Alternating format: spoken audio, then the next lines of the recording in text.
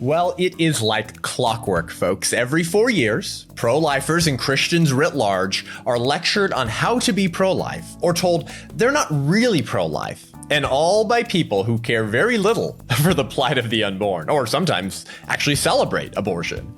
In the lead up to every presidential election, pro-lifers are treated to a cornucopia of articles from woke leftists and Christian progressives, but I repeat myself, who craft political myths on abortion in order to undercut the pro-life movement and its goals. So today, we're going to examine and debunk 5 political myths on abortion. I'm Seth Gruber, and this is UnAborted.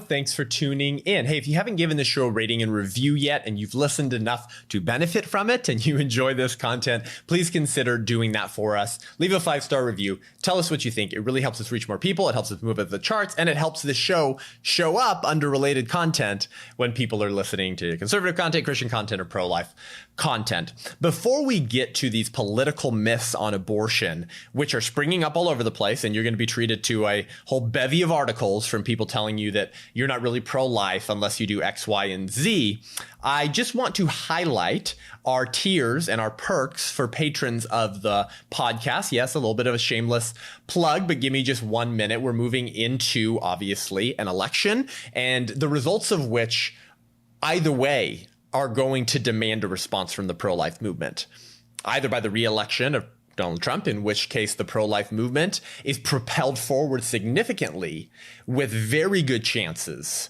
of overturning Roe v. Wade, and of passing significant legislation to protect life, to protect conscience protections, and to ensure that we will be the pro-life generation. Of course, if the Kamala Harris and Joe Biden ticket wins, the pro-life movement will be set back considerably. And if you don't believe that, go listen to the Joe Biden episode and Kamala Harris episode on this podcast to understand the political threat that administration would pose to the unborn and to the pro-life movement. And so it's very important for us to get this information out to people about why the pro-life position is true and reasonable to believe, why being pro-life is the only rational option available to you if you want to enshrine and protect your own rights. Because as long as a pure majority can create or deny rights to some people, in this case unborn humans, then there can be no natural rights that apply to all people. If our government is going to continue denying the natural right to life to an entire class of human beings, we should not be surprised when our government ignores every other right that flows from that first and most important of all rights, the right to life. And so we want to increase the production value of the show, the amount of episodes that we do, and the type of content we produce to change minds, to change hearts, to save lives, and to equip pro-life individuals and Christians to stand for life and defend life. So we have lots of fun perks here and sort of tiers at patreon.com/unaborted that you can have access to if you support the show. At $5 a month, you can join our exclusive Facebook group. At $10 a month, you get access to Patreon exclusive videos. Each tier, of course, gives you all the previous rewards. At $20 a month, you get access to PDFs, transcripts of videos, slides from presentations, and other notes. At $35 a month, you get to join an ongoing private video chat small group to talk about culture, faith, state of the pro-life movement, and personal stories of success in saving lives. At $50 a month, you get a free digital download of the Pro-Life Conversation Handbook. This will be your secret weapon to defend the babies. At $75 a month, you get a 1-hour one-on-one Google Hangout with me to role-play arguments over abortion and fill your quiver with tools to defend the unborn. At $100 a month, you will be able to select a question or topic that you would like me to do a full YouTube video response to. At $150 a month, if you have a product or service you want to share with our listeners, you will get the name of your business listed and included in the description of every YouTube video and a short ad script in each podcast episode. And at $300 a month, of which there are only 5 available, I will fly to your state or city. I will buy you lunch. We will hang out, and I will do a talk in front of any group that you put me in front of. And you get any future products I release, such as books, merchandise, online courses, etc., for free. And of course, each tier gives you all the previous rewards as well. So go to patreon.com/unaborted. And that would just really mean a lot to us. Of course, I try to provide some value to you in that too, but really you're just supporting the show and helping us change minds and change hearts. So let's debunk these political myths on abortion. And this is like clockwork. particularly in presidential election years. People who care very little for the unborn, in most circumstances, have actually done nothing meaningful to help end abortion. And in other circumstances, they're actually personally pro-life, but we shouldn't make it illegal. And then on the worst end of the spectrum, they're actually pro-abortion. But all of these myths are crafted by people who don't care all that much that 1 million babies are killed every year in the most exceptional country that ought to be protecting the natural right to life to all human beings. So the first myth, and this is the most popular one, this is the one you'll hear the most, you'll be the most familiar with. It goes like this. Well, pro-lifer, there's a separation of church and state. Don't you know this? That's very important. So pro-lifers shouldn't be imposing their religious beliefs legislatively. That's part of the founding of this country, is the separation of church and state. This is ridiculous. So what's the assumption in this myth? The assumption is that the pro-life position is exclusively a religious one, right? People tell you, stop imposing your pro-life beliefs, your pro-life religious beliefs on others. But is the pro-life position, strictly speaking, a religious one? Is the only ideological foundation for the pro-life position a religious one? No, I don't think so. Because what's the pro-life syllogism? What is the pro-life argument? It is that it's always wrong to intentionally kill innocent human beings without proper justification. Abortion intentionally kills an innocent human being without proper justification. Therefore, abortion is wrong. It's an argument from science. Is the unborn human? Yes. And it's an argument from human equality. Who counts as one of us? Are all humans persons with equal rights or not? That's the argument. That's not a religious argument. Now, as a Christian, I do believe that the Christian worldview provides the most reasonable and rational foundation for the intrinsic dignity and value of human beings. Because if we're just cosmic pieces of sludge or atoms bouncing around in the universe, then it's hard to explain why we would have any more value than an animal or a plant. However, if an all-knowing, all-good, all-loving, all-powerful God created human beings in his image, then they have intrinsic dignity, value, and worth. So I think that Christianity provides the best foundation for the pro-life position, but that doesn't mean that you have to be a Christian or a religious individual to prescribe to the pro-life position. In fact, there are pro-life groups that are, strictly speaking, atheistic or secular. There's Atheists for Life. There's Secular Pro-Life. There's Pro-Life San Francisco, whose executive director is an atheist and doesn't believe in the God of the Bible, but is a committed pro-life activist, okay? Because if you're willing to lay aside the ideology and propaganda of our cultural institutions and politics that insinuate that there is such a thing as human non-persons, namely unborn children, and you're willing to open your eyes to the science, to the reality of the humanity of the child in the womb, then it's clear to all of us that it is objectively wrong to kill these humans. So the pro-life position is not, strictly speaking, a religious one. So that assumption and that myth that because there's a separation of church and state, therefore pro-lifers shouldn't be imposing their religious beliefs, is a mistaken one. However, what does the separation of church and state even mean? People don't understand what this means when they say that, okay? When people say there's a separation of church and state, they often use that to mean that people who have passionately held religious opinions should be kept from attempting to enshrine those positions in our legal system. But that's not what the separation of church and state means. It strictly means that the government, the state, should not be endorsing or requiring the adoption of and adherence to a specific religion.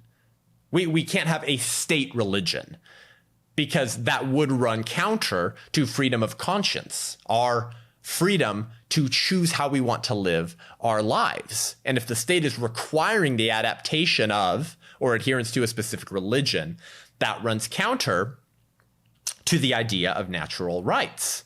It doesn't mean that the church and religious individuals, though, can't seek to enshrine in law policies that reflect their religious views.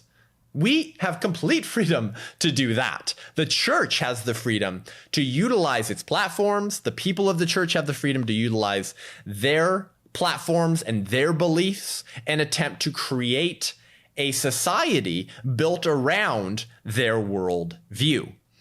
And by the way, the concern from these critics in preventing religious views from being promoted legislatively is only applied to Judeo-Christian religions, isn't it?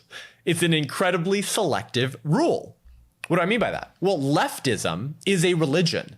Secular humanism, which one can argue is truly the dogma or religion of the left, is itself a religion.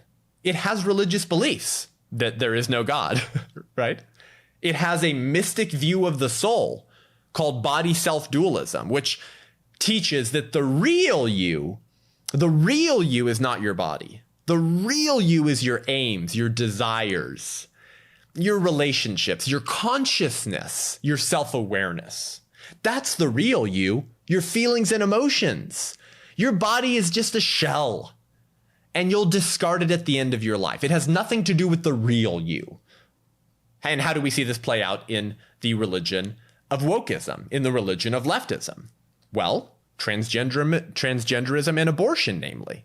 Transgenderism, which suggests that though you were born as a man, as a boy, if you think you're a girl, then the real you is tucked inside there somewhere, and that real you is a little girl. Doesn't matter that you're actually a boy because the real you is not your body. This is why they can insinuate that not all humans are persons, because the personhood theory that goes along with body self-dualism teaches that having value and being a person presupposes consciousness, viability, self-awareness, desires, aims, relationships.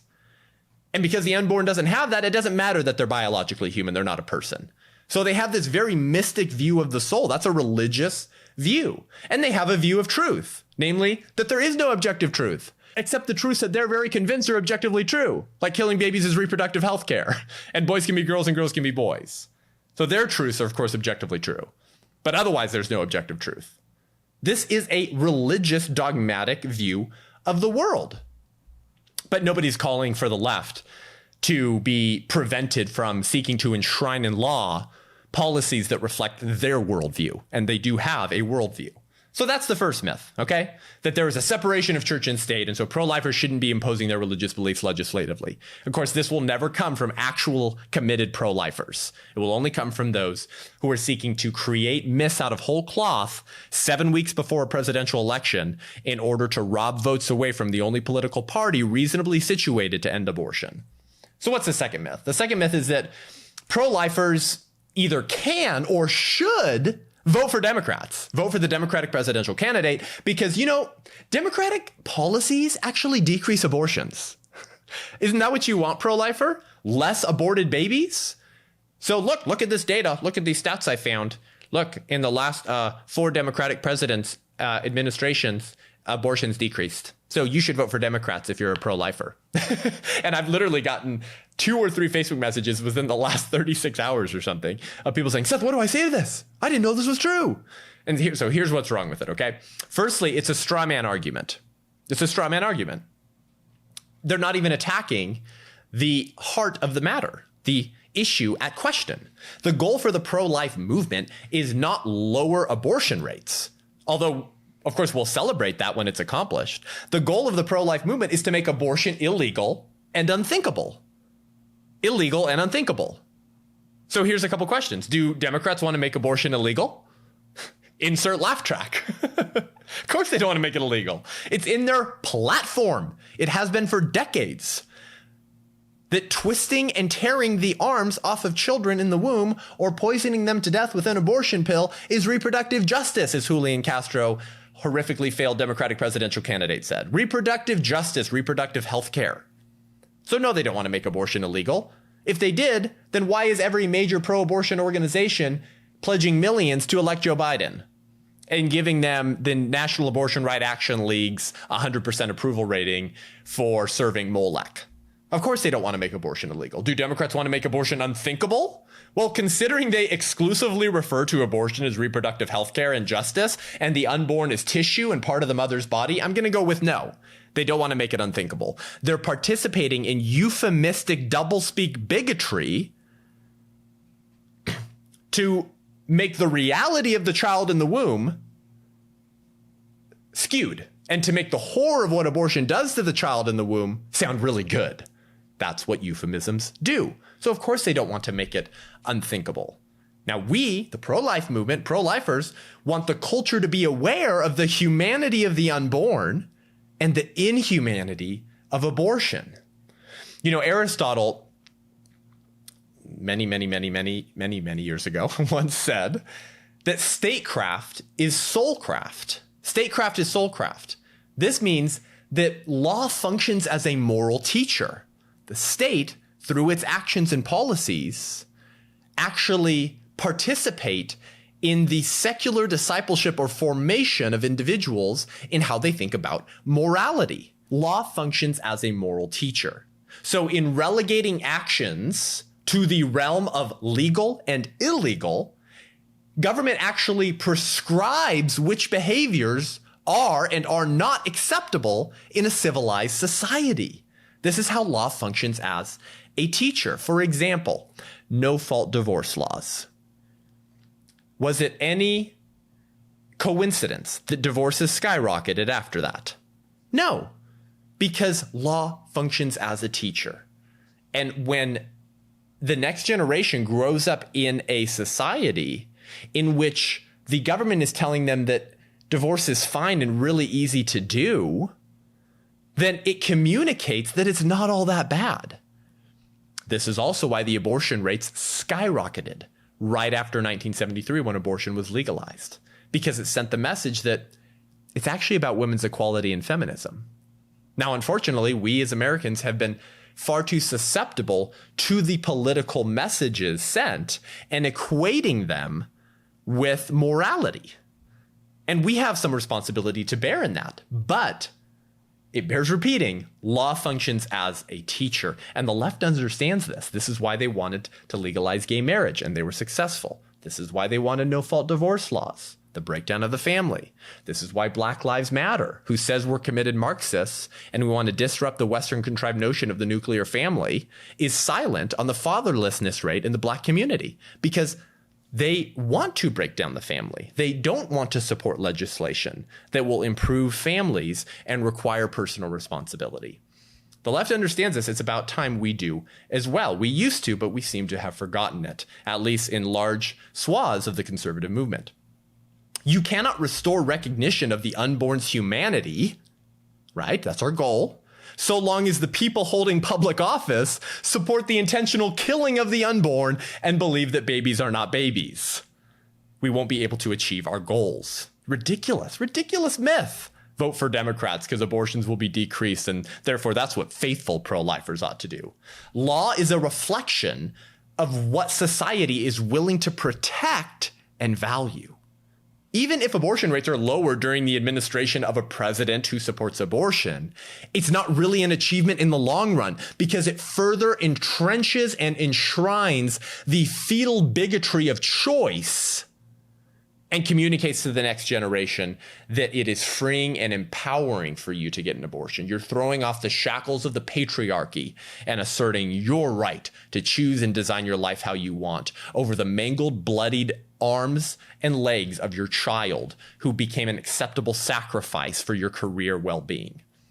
As long as we communicate that message to the next generation, which the Democratic Party is fully on board with communicating, the pro-life movement will never accomplish its goals. So no, pro-lifers cannot and should not vote for the Joe Biden, Kamala Harris ticket because, they're going to decrease abortions a little bit. So that's the second myth. And that's the first problem with the second myth, rather, is that it's a straw man argument.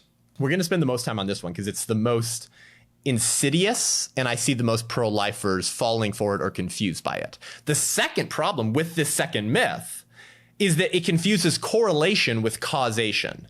So let's suppose the numbers do drop during a Democratic presidency, the numbers of abortions. Well, so what? Why should we believe the two are related in the first place? There could be other trends that influence abortion rates during a Democratic presidency. Now, of course, I know people are going to say, well, no one can prove causation. Yes, proving causation is very difficult to do. Sometimes all we can do is prove correlation. But still, the point stands, we don't know if it's purely because of Democratic policies. And we certainly know it's not because they want to decrease abortions. My friend Nathan Apodaca makes a great point regarding this error in this myth. He makes the point that pro-lifers often step up their game when a pro-choice president is in office, both in the movement and amongst pro-life politicians, because they know that there's a greater threat to the unborn and to the pro-life movement when a Democrat is in the White House. So they increase their efforts to advocate on behalf of the unborn and provide resources to women in crisis pregnancy, right? This is what conflict does. Conflict should bring out the best of us. Sometimes it brings out the worst. But it functions as a call to duty because you recognize that there's a threat that needs to be dealt with. So that makes sense. But during a Republican presidency, unfortunately, such efforts may end up decreasing because sometimes, unfortunately, complacency sets in, right? Pro-life Republican politicians might not be as committed to advocating for life because there's less of a threat to the unborn when a Republican is in the White House. So people see greater efforts to protect the unborn in law, so they make less of an overall effort themselves. And this could also impact the rate as well. So correlation doesn't necessarily prove causation. Now, many people will say, well, the reason that they're decreasing is because Democrats and the Democratic president and his administration, what they do is they focus on the underlying factors of what drives a woman to get an abortion in the first place. Isn't that what you want to do, pro-lifer? The heart of the matter, the root cause of an abortion? Now, most pro-lifers would say the root cause is bigotry, is the bigoted view of the unborn, is the dehumanizing view of the unborn, that they're not really full persons. And so because they're not really full persons, their dismemberment is somehow acceptable. That would be the root of the problem that the pro-life movement would diagnose.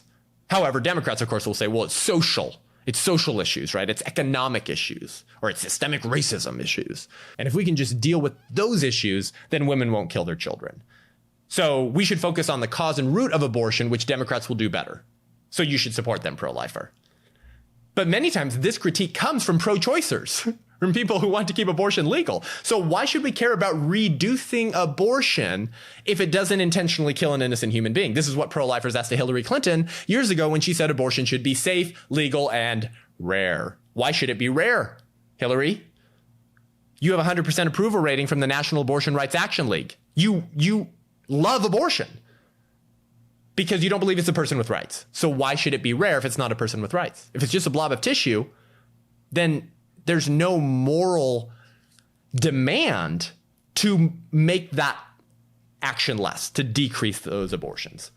Now, imagine someone saying that, well, you know, the underlying cause of spousal abuse is psychological. So instead of making wife abuse illegal, we need to provide counseling for men. We need to address the underlying causes of what drives men to punch their wives in the face in the first place.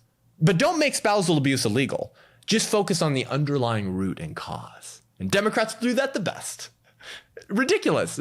Everyone would say, no, first we should definitely make it illegal for men to beat their wives. And then maybe we can talk about the psychological effects driving men to do that, besides being a degenerate. Okay.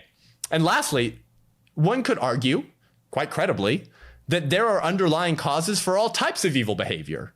There's underlying causes for rape, murder, and theft. But that hardly means that it's misguided to pass laws against them. So the unequal application of this rule that we should address the underlying causes that lead people to perform evil actions and not ban the practice in question gives away the game. It shows that they don't really believe the unborn to be a full person, a full human under the law with equal dignity, value, and worth. These are merely myths created at a politically opportune moment in order to steal votes away from the Republican Party by indoctrinating squishy pro-lifers and fake conservatives who will be susceptible to these myths. And the last problem with this second myth, that pro-lifers should vote for Democrats because Democrats actually decrease abortions by addressing the underlying factors that lead women to kill their children in the first place, is that it's morally irrelevant. It has nothing to do with the moral question of abortion. Whether abortions decrease as a result of Democratic administrations or not is beside the point. Because small decreases in the state-sanctioned slaughter of innocent human beings, while worthy of celebration, is irrelevant if the very party that fake pro-lifers and pro-aborts are telling us to vote for in order to decrease abortions continues to defend and expand such slaughter. It's irrelevant. A party that dehumanizes babies and puts at the top of their platform the promise to defend third trimester abortions and fund it with your tax dollars will only further enshrine fetal bigotry. And the more people that accept that view of the unborn, the higher the abortion rate will be. Because when you dehumanize someone out of existence, it's more easy to accept their mistreatment and slaughter, isn't it? A similar argument, by the way, was made during the debates over slavery. Did you know that defenders of slavery would actually argue that the states favoring abolition, so these would be the pro-life equivalent to pro-life states, the states favoring the abolition of slavery tended to have greater rates and instances of racial prejudices against African Americans. Pro-slavery Democrats would actually argue that by seeking the abolition of slavery, these more abolitionist states were increasing racial tensions because racist plantation owners, nearly all Democrats, were very accustomed to their lifestyle. And by threatening to take away their human beings that they bought and treated like cattle was going to increase the circumstances and instances of racial prejudice. So vote for Democrats, vote for the party of slavery, and the instances of injustices and violence against people of color will decrease. It's literally the same ridiculous, repeated tropes. But even if that was true, it didn't prove anything substantial because the humanity of the slave and the inhumanity of slavery was what the focus was on. The focus was not on decreasing instances of racial violence, though we would celebrate that when accomplished. The goal was to make slavery illegal by re-enshrining the humanity of our black brothers and sisters and communicating the inhumanity of slavery. It's the same with abortion, because if the unborn are one of us, then shouldn't we make laws and policies to protect them from being unjustly killed? I would think so, and the Democratic Party has zero interest in doing so. So we're going to get to more political myths on abortion in just one second. But first, if you like this show and want to hear more great content and commentary from the front lines of the abortion wars, then head on over to patreon.com/unaborted. We went through all the great perks that you'll have access to by supporting the show at the top of this show. So head on over there, patreon.com/unaborted, and pick a perk. Pick a tier, join our team. That really means a lot to us. And that way I hope to interact with you more through the special access that you'll have through supporting the show. We'll be right back with a whole lot more.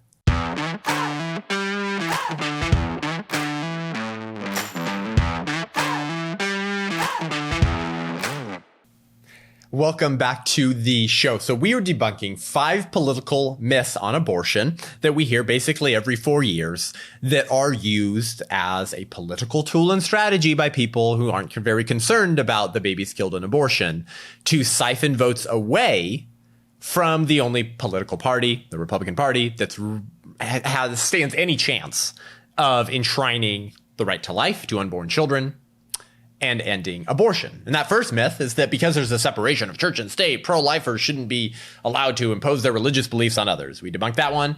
And the second myth was that pro-lifers can or actually should vote for Democrats because, Democratic policies actually decrease abortions. Don't you want to decrease abortions? Don't you want less babies killed? You should vote for Democrats.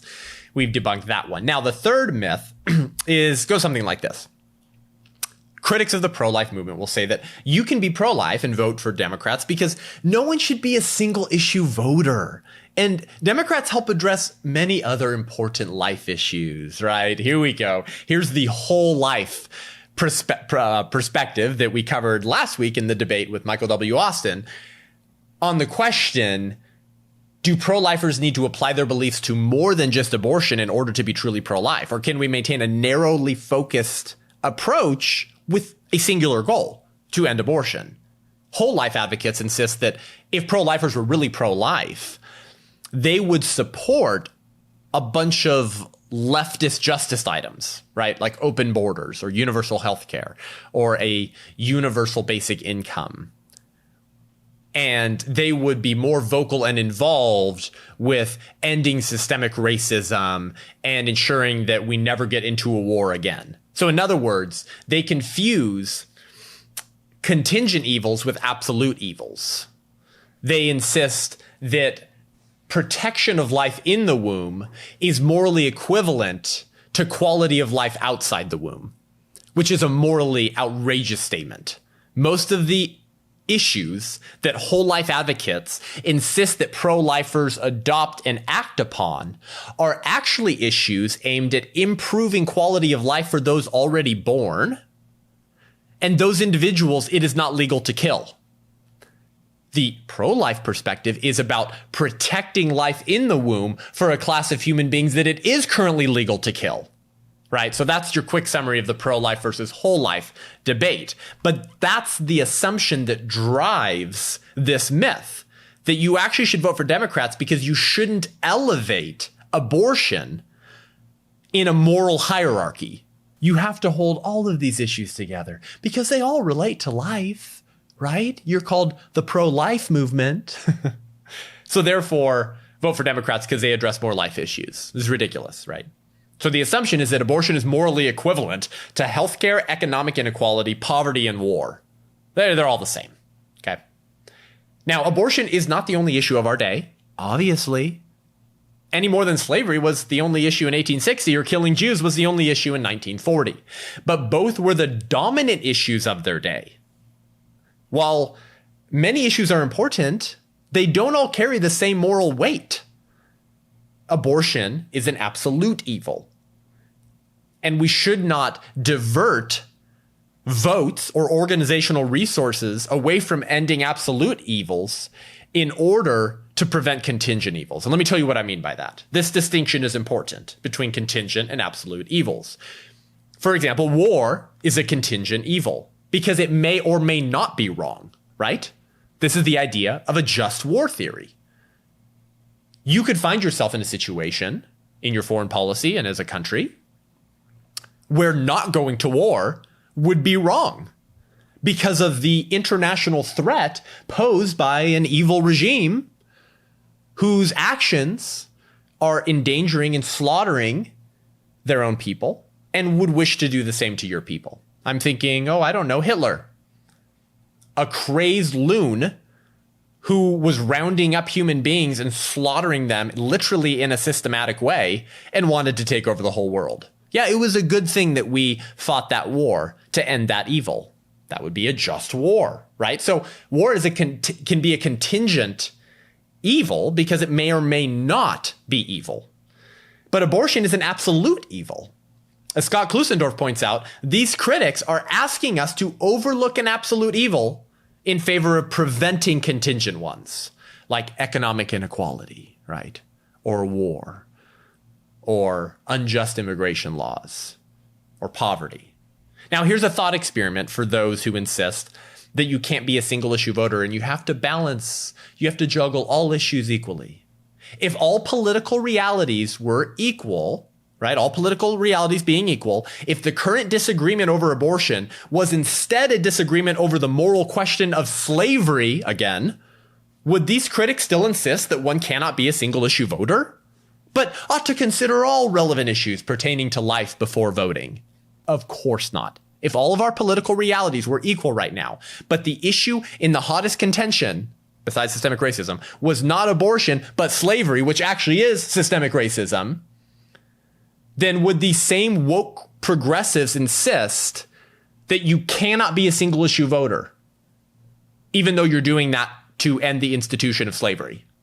That you can't be a single issue voter because you know what? The economic equality of plantation owners is morally equivalent to their purchase of human beings and whipping them and treating them like cattle. You know, the fair wages of the middle-class white people during the 1850s, you have to take that into consideration. Don't be a single-issue voter on slavery. No, everyone becomes a single-issue voter when the issue is slavery, don't they? But they don't on abortion. So what does their unequal application of this opposition to single issue voting reveal about their view of unborn children? It reveals that they don't really view the unborn as a full person. Shocker, newsflash. All of this linguistic, euphemistic bigotry is just a political strategy to siphon votes away from Republicans who, though imperfect, are the only reasonable political option for people living in reality that killing babies is really bad and we shouldn't enshrine that in law. That is their goal. But the knife cuts both ways, doesn't it?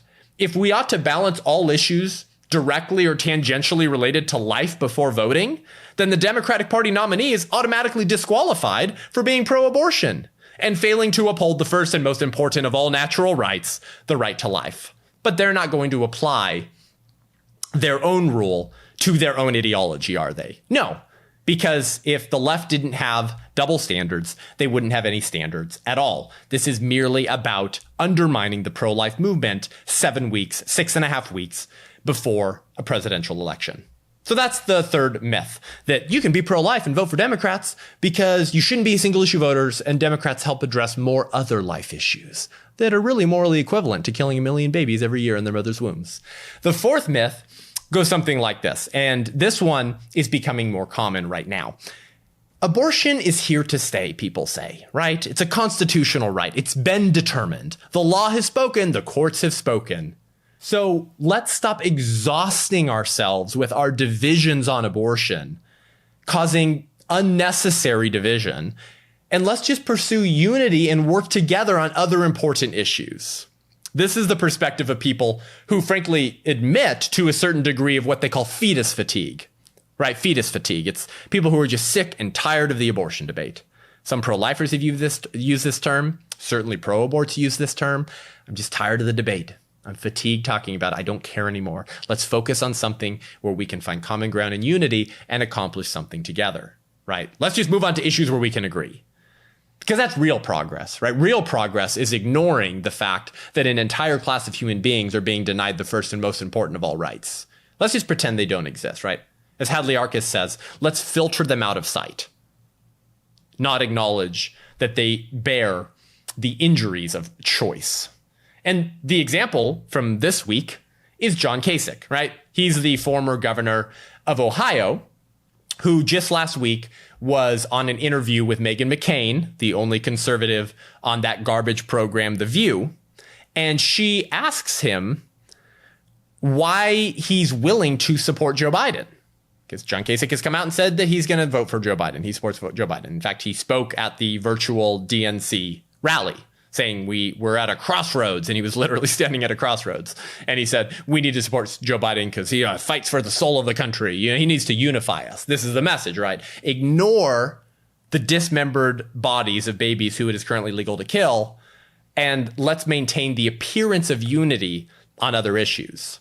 So when asked what he thought about being pro-life but supporting the most radical pro-abortion ticket in American history, that promotes abortion through the day of birth and promises to use your tax dollars to fund it, he says, well, I disagree with Joe Biden in a number of areas. I don't like some of what he's talking about in capital gains taxes. But the issues here are dwarfed, in my opinion, by the fact that he's a person that can pull us together. So listen to what he said, right? He's asked a question specifically and exclusively about abortion, and he starts talking about capital gains taxes. He's creating a moral equivalency between disagreements over taxes and disagreements over slaughtering babies in the womb, right? He's asked a question on abortion. He said, well, I disagree with Joe Biden on a number of issues, like taxes. But the issues, plural here, are dwarfed by the fact that he's a person that can pull us together, right? So unity over the bodies of murdered babies, right? Tax rates is morally equivalent to abortion. He says, so I do think that if he wins, that all of a sudden, all these things that are going to happen are negative? Do I think that? No, I don't believe that at all, because that's not his character. That is not who he is, right? He's trying to convince squishy pro-lifers that Joe Biden is not a radical, that he's not just a puppet that Kamala Harris will be operating until that puppet falls apart and she becomes the president of the United States. He's trying to convince people that Joe Biden is a safe vote because he's going to pull us together, right? So murdered babies just become an acceptable sacrifice for the appearance of unity. Lovely. Now, people accused Lincoln, right, the great anti-slavery, the great abolitionist president, of causing unnecessary division by making too much of slavery, right? People could have told him that they had slave fatigue, right? Stop talking about slavery so much, Lincoln. I'm over it. Same types of critiques, by the way, from the same party, holding the same bigoted view of persons, that not all of them are persons. And people accuse Abraham Lincoln of treating slavery as a litmus test of the republic, as sort of a gauge of the moral compass of the country. But we understand that such division was important and necessary to pursue justice and ensure that the promises of the Declaration were granted to all human beings. That division had to happen, you see, because it was unacceptable that the institution of slavery was being allowed to operate and being praised and expanded by the Democratic Party in a republic founded upon the idea of natural rights. So the question is not about whether you like or dislike division, whether you're tired about the abortion debate or not. The question is whether such division is warranted, if there's a moral warrant to create such division, given the countervailing benefits of the injustice that you're trying to end and the justice that you're trying to re-enshrine. For example, the Democratic Party and their domestic terrorist arm, Black Lives Matter, fully justifies their violence and creation of division because they believe it is warranted, given the alleged threat to Black lives by America's police force. Now, regardless of the debate over the realities or fantasies of systemic racism, the claim is the same. The claim is that there is injustice, and such injustice warrants creating political division. But the same people who are willing to burn, loot, and riot because we have to create this division, right? Because we have to be anti-racists, are the same people saying that they're just sick and tired of the abortion debate and pro-lifers should just lay down their arms so Democrats can control the debate and the policies over abortion. It's almost like the selective application of the rule gives away the game, that they're just using it against their political opponents for political gain. Well, like Lincoln, the pro-life movement believes that as long as some human beings are not guaranteed the promises of the Declaration, we will continue to be what Lincoln called a house divided. His famous speech, right? On June 16th, 1858, in Springfield, Illinois, at the Republican State Convention, where Lincoln was selected as the Republican candidate for U.S. Senate against Stephen Douglas, right? Who he later debated in the famous Stephen Douglas debates. He gives this message, right? This speech. And here's part of it. He says, "We are now far into the 5th year since a policy was initiated with the avowed object and confident promise of putting an end to slavery agitation. Under the operation of that policy, that agitation has not only not ceased, but has constantly augmented. In my opinion, it will not cease until a crisis shall have been reached and passed," right? This division has to continue until we reach a breaking point, a crisis. And he says, "A house divided against itself cannot stand. I believe this government cannot endure permanently half slave and half free." Well, folks, the new slaves of the Democratic Party are unborn babies who are treated the same way as Black Americans were by that same party, as non-person pieces of property. The same party that enslaved Black Americans by insisting that the slave was not a person, and their enslavement was necessary in order to protect plantation care and economic stability, today insists that babies are a slave to the mother who created them, and their dismemberment is necessary in order to protect reproductive health care and a stable income. It's the same message. It's the same bigotry. That is not unity. And those who claim that aborted babies can be sacrificed on the altar of national unity are confused or evil. There can be no unity in a country that continues half slave and half free, where an entire class of human beings are denied their most fundamental natural right, the right to life. So a simple question for those spreading this myth that because abortion creates unnecessary division, we should set it aside and pursue unity on other issues. Question: should unborn humans be included in the political and national unity you desire?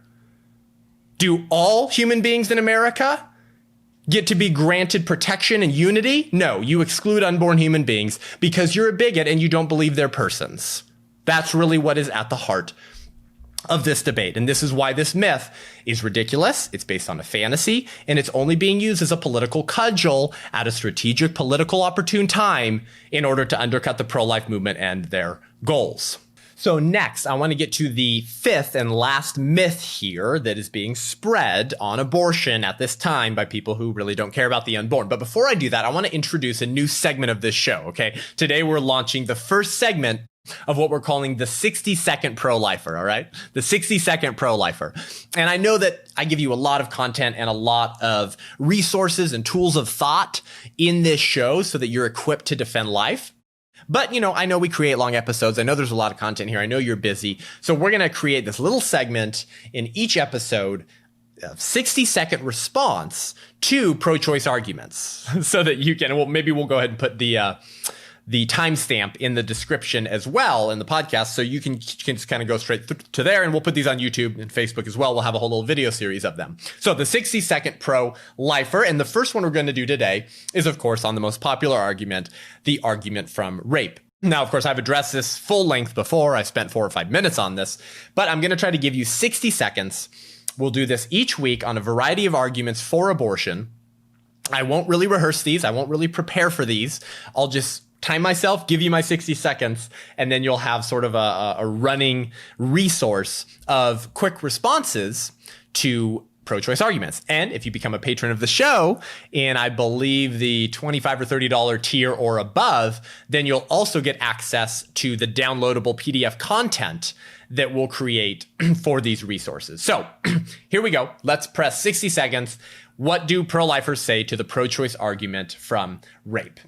Is abortion acceptable in a pregnancy that arises from rape? Well, there's 3 parties involved: the rapist, the mother, and the unborn child. Should we kill the mother? No, of course not. She's an innocent victim. Should we kill the rapist? Well, he'd be the only one, right? He's guilty.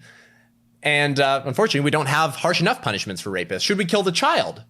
Well, no, the child is an innocent victim, right? So the question becomes, if the rape victim can't murder her rapist who is guilty, why should she be able to murder her unborn child who is just as innocent as she is? You don't get to kill Timmy because daddy did something wrong. You don't get to punish children for the crimes of their father. Abortion and rape are wrong for the same reasons. Both issues mistreat innocent human beings who have done nothing. We can acknowledge the psychological and emotional complexity and trauma from a pregnancy that arises from rape. And we can love the child and the mother, but we need to fully prosecute the rapist and not kill the child. Well, there we go. My phone even gave me a little beep. So there's our 60-second pro-lifer on the argument from rape, and we will get you that on social media as well so you can share that with others.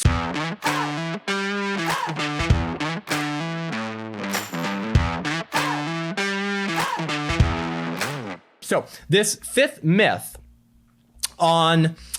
political myth, rather, on abortion, is that pro-lifers actually can't vote for Trump because he isn't consistently pro-life. Okay, he isn't consistently pro-life. And there's 2 ways that this mythical critique is used. The first way this myth is used goes something like this. And this comes more often from people who are pro-abortion or who say they're pro-life but really just pay lip service to the pro-life movement. It goes like this. Trump doesn't apply his beliefs to all issues, his pro-life beliefs to all issues, right? Didn't you know that he caged children at the border? Didn't you know that he separated children from their parents? Don't you know how he's mistreated women? Didn't you know that he called immigrants animals? Didn't you know that he called white supremacists very fine people? Does that sound pro-life to you? Okay, now I'm going to just kind of fly through these and then kind of provide a little bit of moral commentary on why these issues are not morally equivalent to abortion, right?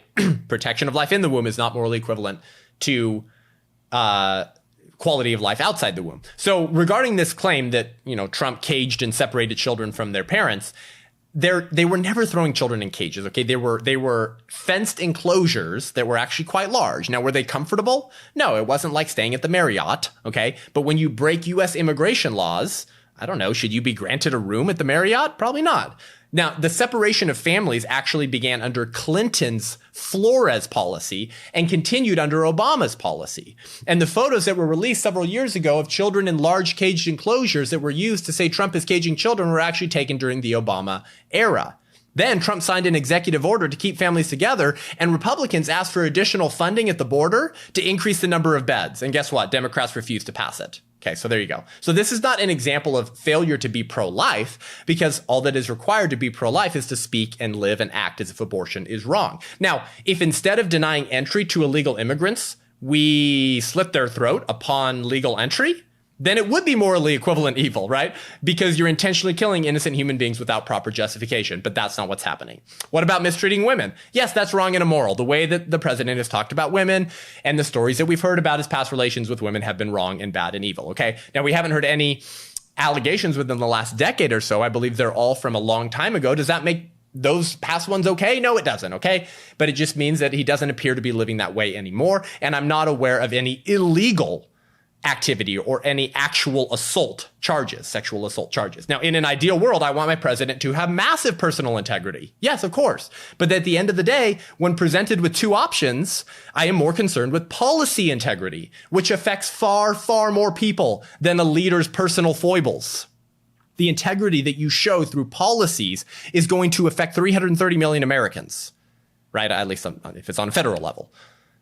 Now, your personal integrity and lack thereof is not going to affect nearly as many people. Now, there could be bleed over between personal and policy integrity, of course, but I haven't seen any truly evil, right, policies that are denying Americans their natural rights. Now, what about calling immigrants animals? Well, no, he actually called MS-13 animals, and that was just a classic fake news claim that was used to discredit the president. And what about calling neo-Nazis and white supremacists very fine people, right? This is referring to Charlottesville. That didn't happen either. Go watch the tape. A sentence or two later, he said, quote, and I'm not talking about neo-Nazis and white nationalists. They should be condemned totally. Okay, but this critique is based on a faulty understanding of the term pro-life.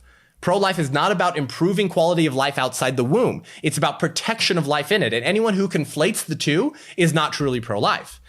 To be a pro-life president, one must speak and act as if abortion is wrong by passing laws aimed at ending abortion and protecting the unborn. The job of the government is to protect life, liberty, and property. Now, I can't think of a policy or law Trump has passed that has explicitly denied Americans their right to any one of these. However, the Democratic Party has shown us they're willing to attack and deny all three of these natural rights. Life to preborn children, life to elderly patients whose, I guess, children should be able to forcibly euthanize them. Liberty, look at the draconian shutdowns by governors, nearly all Democrats across the state, denying the rights of their people to liberty, to work, to freely associate where they choose, and to run their businesses in accordance with their best judgment. And of course, the right to property. Once again, Democratic governors refusing to accept federal aid or send in state troopers or officers to put a harsh stop to the looting, and burning by people who are destroying Americans' property, okay? So that's the first way people craft this myth, by saying pro-lifers can't vote for Trump because he isn't consistently pro-life, and he's not consistently pro-life because look at all these other issues he's bad on, right? Now, the second way this is used, this idea that Trump is not consistently pro-life, so we can't vote for him, is actually in a very different way by very different people. Okay, this claim goes that Trump doesn't even consistently apply his beliefs to abortion, right? That he's not pro-life consistently for the unborn. And this claim comes from people who are self-described abolitionists. Now, I don't really like this because if you seek the abolition of abortion, I guess you're an abolitionist, right? But these are people who try to create a line of demarcation between themselves and the pro-life movement. They're called immediatists, okay? It's this idea that we can't seek the incremental legislation of abortion, saving savable lives now while working towards total abolition. No, we can only accept the immediate abolition of all abortions, that's the only acceptable or righteous position to take. Okay, so these people call themselves abolitionists or immediatists. So they insist that pro-lifers cannot vote for Trump or any other politician that accepts exceptions in pro-life legislation, right? As you're probably aware, most pieces of pro-life legislation have some type of exception, meaning it stops short of a total ban. So sometimes it'll make exceptions for abortions because of rape or incest, often before 8 weeks, for example. In 2019, the huge wave of pro-life laws that were being proposed and passed, nearly all of them would have banned abortion after a fetal heartbeat is detectable around 8 weeks, for example. Okay. Now, does that mean we don't want to protect all babies? Does that mean we don't care about babies that are conceived in rape or incest or are younger than 8 weeks? No, it does not mean that at all. The pro-life movement is working within the current political realities. And those political realities usually entail the fact that you won't be able to get the political capital you need to pass pro-life bills that will save babies if it includes a total ban on abortion. And plus, because of the lawsuits that will always be filed by the ACLU, the greatest legal enemy to the unborn, and because of the ridiculous precedent cases we have of Roe versus Wade, Doe versus Bolton, and Planned Parenthood v. Casey, a total abolition bill would not stand in our current political environment in any state. So these abolitionists or immediatists claim that incremental policies that limit the evil of abortion insofar as we can are an affront to God and his commandments, which are do not murder. They actually accuse pro-lifers of deciding who lives and who dies, right? Because by including an exception, they're accusing pro-lifers of saying, well, you're saying it's okay to kill babies conceived in rape. Ridiculous, right? That we're not deciding who lives and who dies. The courts did that when they said that no babies have a right to life. Now, nobody has defended the incrementalist approach better and debunked the political silliness of immediatism better than Scott Klusendorf, right? The president of Life Training Institute, where I serve as West Coast director. He wrote a piece in Desiring God in January 2020 called Abortion Dies by 1,000 Votes. And he points out the problems with this perspective and accusation. And I want to hone in on this because some of you listening to the show and many pro-lifers, I do believe they have a good heart. Like they so want to see the abolition of abortion and they're so tired of the continued slaughter of babies that they truly care about that they are susceptible to new, hip-sounding, shiny political strategies that they think might pose or provide a better success rate at ending abortion. I get it. But when you break down the political realities of suggesting that we can accept nothing but a total abolition, the perspective completely breaks down. So Klusendorf points out the problems with this perspective and accusation. He says that it assumes that pro-lifers have the power to immediately end abortion, but simply won't. This is not true. He says that we're not deciding which children live or die. The federal courts did that when they ruled that no unborn children have a right to life. So everyone is an immediatist in principle, right? Because we would abolish abortion today if we could. But we can't. So we work legislatively to save as many lives as we can now while working towards total abolition, right? That's what we do. And by the way, this is what reformers have done historically who sought to end other types of injustices. Secondly, Klusendorf points out that the immediatist argument assumes that no steps are better than any steps or some steps, right? He says, how does it follow that because we can't save all children, we shouldn't try to save some? Pro-lifers are not the ones compromising when we support incremental laws aimed at limiting the evil of abortion. Rather, the pro-abortionist is compromising because he's forced to give ground on the current status quo, namely that any child can be killed at any point in pregnancy for any reason, right? And lastly, he points out that Wilberforce in the British colonies, who is almost single-handedly responsible for ending the slave trade and slavery, was an immediatist in principle, but an incrementalist in practice, just like pro-lifers in the movement are today. Klusendorf says Wilberforce pursued both strategies simultaneously, as do pro-lifers today. He did not compromise on principle, only on tactics and strategy. When you don't have the votes, you get what you can while you continue working for complete victory. For example, Wilberforce supported legislation to refit slave ships to reduce suffering.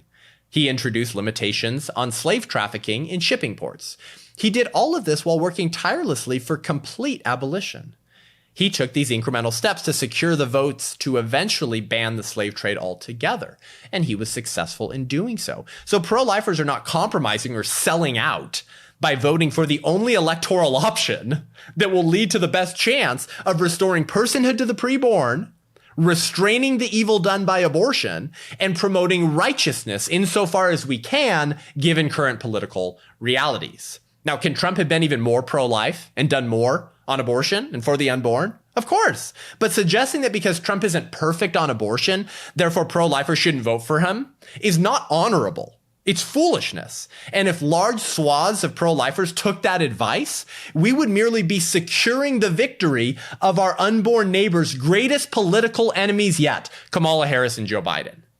Even though these individuals care about the unborn, their political strategy, which is we can accept nothing but a total and immediate ban on abortion, leads them to not vote for the only political candidate who currently provides the best choice and option to protect unborn children, further the goals of the pro-life movement, and end abortion. So even though they don't hate unborn children like the critics who craft these myths out of political cloth, they're doing the same thing. They're siphoning votes away from Republican pro-life politicians who, while flawed and imperfect and are probably not as pro-life as we would like them to be, are the only political option available now to save lives while working towards total abolition. We're not choosing which children live and which die, okay? And Michael J. New of the Charlotte Lozier Institute has done research showing that pro-life laws save babies. Incremental pro-life laws result in saving babies. They are savable if we pass this legislation. But if these abolitionists and immediatists have their way, those children would be sacrificed on the altar of their political and moral purity so that they can tell themselves, I didn't accept any exceptions in pro-life legislation. We're not compromising. We're seeking to limit the evil done as much as we can and promote the good as much as we can, given current political realities. Okay? So that's the fifth myth. The fifth myth is that pro-lifers can't vote for Trump because he isn't consistently pro-life, either because he's not applying his pro-life beliefs to all these other issues, or he's not consistently applying his pro-life beliefs to abortion itself. Both are myths. So I hope that was helpful. This is a little bit of an evergreen episode. Maybe we'll replay this right before the election. But these are the most 5 common political myths on abortion being spread right now by people, again, who care very little for the unborn, except for the abolitionists, who care very little for the unborn and are doing so in order to siphon votes away from pro-life candidates and undermine the pro-life movement and their goals. Call them for the myths that they are. Share this episode with others. Well, thanks for joining in today. Head on over to iTunes, YouTube, Spotify. Give the show a rating and review, please. It really helps. We want to reach more people. If you want to learn more and engage with me online, you can follow me on Instagram, Twitter, Facebook, and go onto my website, sethgruber.com, SETHGRUB as in baby boy, ER.com. I'm beginning to post more regular blog posts over there. You can subscribe there, view my speaking schedule, subscribe to my newsletter, and we want to equip and train you to defend lives. I'll see you on the battlefield. I'm Seth Gruber, and this is Unaborted.